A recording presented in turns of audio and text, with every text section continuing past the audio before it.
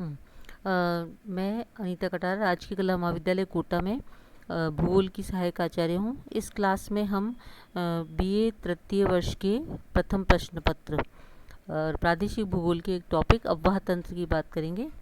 अववाह तंत्र का अर्थ होता है किसी क्षेत्र की नदियों, झीलों, नहरों या जितने भी पानी वाले क्षेत्र हैं उनके बारे में बात करना।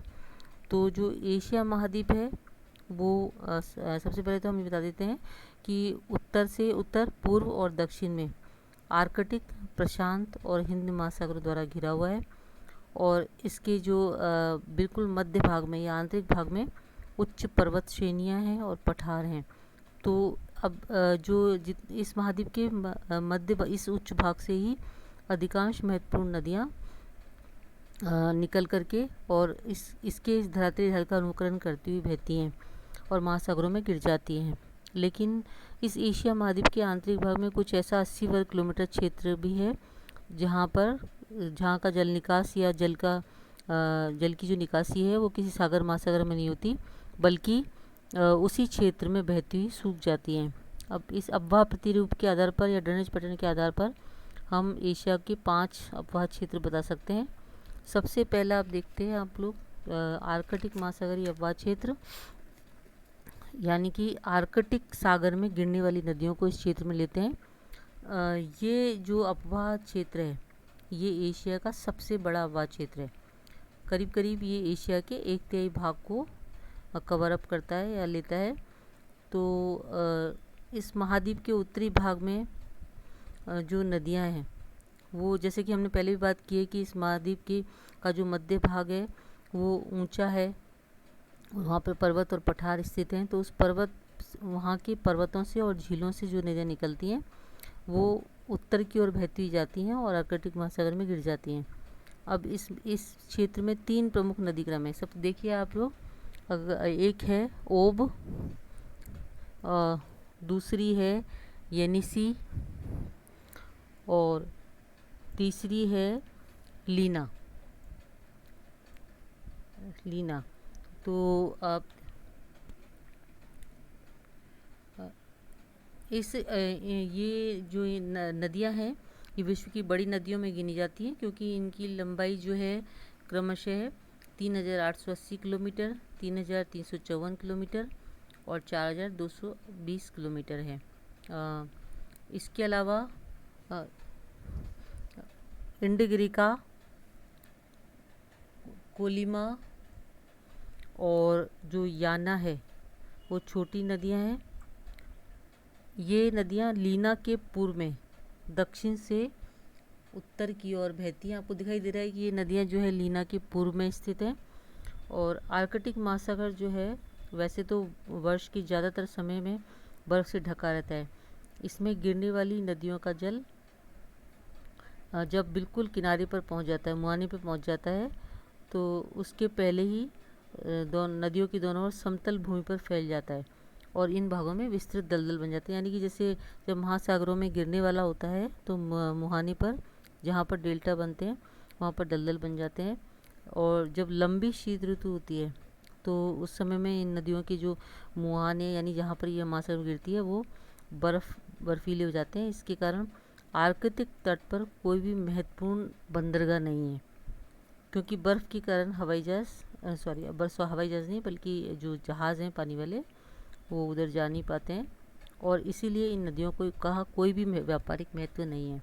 अब हम बात करते हैं दूसरे अववाह क्षेत्र की, प्रशांत महासागरीय अववाह क्षेत्र की, पैसिफिक ओशियन ड्रेनेज की। ये जो अववाह क्षेत्र है इसमें एशिया का पूर्वी भाग और दक्षिणी पूर्वी एशिया आता है। आपको दिखाई दे रहा है एशिया के पूर्वी और दक्षिणी पूर्वी एशिया में ही स्थित है। यहाँ की नदियाँ, हम बार बार यही बात कर रहे हैं कि मध्य एशिया का जो भाग है वो उच्च पर्वत श्रेणियों और पठार से मिलकर बना है। यहाँ से निकलती हैं और पूर्व की ओर प्रवाहित होती हैं। और जो यहाँ पर जो मुख्य नदियाँ हैं वो है आमूर, ह्वांगो, यांगटिशिक्यांग और सिक्यांग, मीकांग, मीनाम आदि। इसके अलावा उसूरी,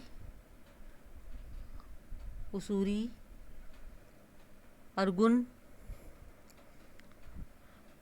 और शिल्का, सुंगारी, ये आमूर की सहायक नदियां हैं, जबकि वीहो और फैनो हांगू की प्रमुख सहायक नदियां हैं। और यांगटीसी कियांग की सहायक नदियों में हान, मिन, कान, चार्लिंग, सियांग आदि हैं। एक तरह से ये जो अफवाह तंत्र है ये मुख्यतः वृक्षाकार और आयताकार अफवाह तंत्र को बनाता है। हम सभी जानते हैं कि जो अफवाह तंत्र होते हैं वो कई प्रकार के होते हैं। यहाँ पर ये वृक्षाकार को और आयताकार अफवाह तंत्र को बनाते हैं। अगर हम सभी प्रकार के अफवाह तंत्रों की बात करें तो हमें एक अलग से चैप्टर को देखना पड़ेगा। अब जो ये पूर्वी और दक्षिणी पूर्वी एशिया की नदियाँ हैं, इन्होंने बहुत जैसे जलोढ़ निर्मित उपजाऊ विस्तृत मैदानों और डेल्टाओं का निर्माण किया है। यानी कि जब नदियाँ समुद्र में गिरती हैं तो डेल्टा बनाती हैं, और साथ में पूरा जो मैदान है वो कांप मिट्टी या उपजाऊ मिट्टी का बनता है, जिसे हम जलोढ़ मिट्टी कहते हैं। और ये कृषि के लिए बहुत ज़्यादा उपयुक्त है। सिंचाई और परिवहन के लिए भी नदियों का बहुत ज़्यादा महत्व है। जो चीन का विशाल उत्तरी मैदान है,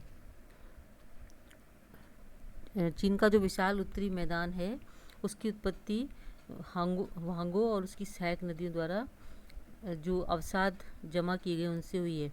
और हमेशा क्या होता है कि मार्ग परिवर्तन करते रहने कर हांगो जो नदी है वो हर वर्षा ऋतु में भयंकर बाढ़ें उत्पन्न करती है। इससे जनधन की हानि होती है। इसी कारण हांगो को हम चीन का शोक कहते हैं। और यांगटीसी कियांग चीन की सबसे बड़ी लंबी नदी है, जिसकी लंबाई 5120 किलोमीटर है। और इसका जो डेल्टा है वो चीन का सबसे घना बसा हुआ भूभाग है। इसके बाद हम बात करते हैं तीसरे क्षेत्र की, हिंद महासागरीय अववाद क्षेत्र। जो हिंद महासागरीय अववाद क्षेत्र है ये इसका विस्तार टर्शियरी युग की जो नवीन मोरदार पर्वत श्रेणियाँ हैं उसके दक्षिण में अरब प्रायद्वीप से लेकर के थाईलैंड एवं मलाया प्रायद्वीप तक है। तो देखिए इसकी प्रमुख नदियाँ दक्षिण पश्चिम एशिया में दजला फरात, दक्षिण एशिया में सिंधु, गंगा, ब्रह्मपुत्र, नर्मदा, ताप्ती, महानदी, गोदावरी, कृष्णा, कावेरी। और दक्षिणी पूर्वी एशिया में इरावदी, साल्विन और चिंदविन आदि है। अब ये जो आप देखा आपने दजला फरात नदी जो है वो अरारात पर्वत से निकल करके दक्षिण की ओर बहती हुई फारस की खाड़ी में गिरती है। और खाड़ी में गिरने से पहले क्या होता है, दोनों नदियाँ एक मिल जाती हैं और एकल धारा का निर्माण करती है, जिसे हम शत्तल अरब कहते हैं। हालांकि नक्शे में दिखाया नहीं गया है। और सिंधु और ब्रह्मपुत्र की जो ब्रह्मपुत्र है वो पूर्ववर्ती अववाह को बनाती हैं। हिमालय पर्वत के उत्तर से निकलती हैं और हिमालय के आर पार बहती हुई दक्षिण को प्रवाहित होती हैं। सिंधु अपनी 5 सहायक नदियों सतलज, रावी, व्यास, झेलम और चिनाब का जल लेकर दक्षिण की ओर बहती हुई अरब सागर में गिर जाती है। अरब सागर में गिर जाती हैं। गंगा नदी जो है वो हिमालय पर्वत से निकलकर पहले दक्षिण में और फिर पूर्व की ओर बहती हुई बंगाल की खाड़ी में गिरती है। ब्रह्मपुत्र नदी भी बंगाल की खाड़ी में गिरती है और मुहानी तक पहुंचने से पहले गंगा नदी से मिल जाती है। भारत के दक्षिणी प्रायद्वीप में नर्मदा और ताप्ती नदियाँ पूर्व से पश्चिम की ओर बहती है और बंगाल की अरब सागर में गिरती है। और बंगाल की खाड़ी में गिरने वाली जो नदी है, दक्षिणी भारतीय नदियाँ हैं, उसमें महानदी, गोदावरी, कृष्णा, कावेरी आदि हैं। और इरावदी नदी म्यांमार के मध्य में उत्तर से दक्षिण की ओर बहती हुई अरब सागर में गिर जाती है। अब ये जो सभी नदियां हैं अपने छोटे बड़े आकार और अपनी संरचनाओं के अनुसार जलोढ़ मैदानों का निर्माण करती हैं और कृषि के लिए बहुत ज़्यादा उपजाऊ है। जलोढ़ मैदान यानी कि जहाँ पर उस नदी का पानी पूरा फैला हुआ है। और इराक में दजला फरात का जो दुआब है, मेसोपोटामिया जिसे बोलते हैं, अपने उपजाऊपन के कारण सभी जानते हैं कि प्राचीन सभ्यताओं का उद्गम स्थल है।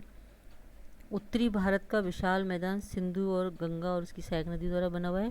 हिमालय के उत्तर से निकलकर दक्षिण की ओर बहने वाली कुछ नदियां हैं, जैसे सिंधु, काली, तिस्ता, ब्रह्मपुत्र। इनको छोड़ के अन्य सारी नदियां अनुवर्ती अववाह तंत्र को बनाती हैं और धरातलीय ढाल का अनुकरण करती हैं। सबसे अंत में या चौथे नंबर पर हम लेते हैं भूमध्य सागरीय अपवाह को। 4 नंबर पर आपको दिखाया गया है। ये बहुत छोटा अववाह क्षेत्र है। इसमें भूमध्य सागर में गिरने वाली छोटी छोटी नदियों के सक्रिय बेसिन हैं और इस क्षेत्र का विस्तार भूमध्य सागर के किनारे किनारे सक्रिय भू क्षेत्र तक सीमित है, जिसमें होकर छोटी छोटी नदियाँ भूमध्य सागर में गिर जाती हैं। बहुत इनका आर्थिक महत्व भी बहुत कम है।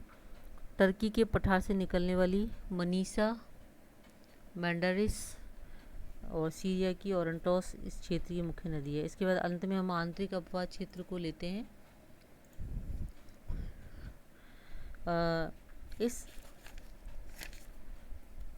ये जो अपवाह क्षेत्र है ये एशिया महाद्वीप के आंतरिक भाग में लगभग 80 लाख वर्ग किलोमीटर क्षेत्र में पश्चिम में अनातोलिया के पठार से लेकर पूर्व में मंचूरिया तक फैला हुआ है।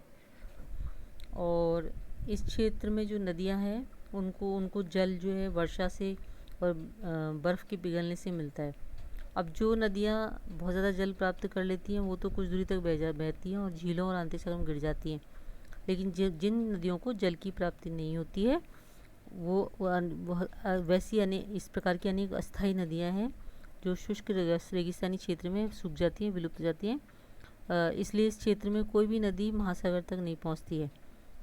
इस मध्य एशिया में उत्तर पश्चिम की ओर प्रवाहित होती हुई सरदरिया, आमू दरिया अरल सागर में गिरती है और जो इली नदी है वो बालकश झील में गिरती है। और दूसरी अंतःप्रवाही नदियों में तारिम, खोतान, चू आदि शामिल है।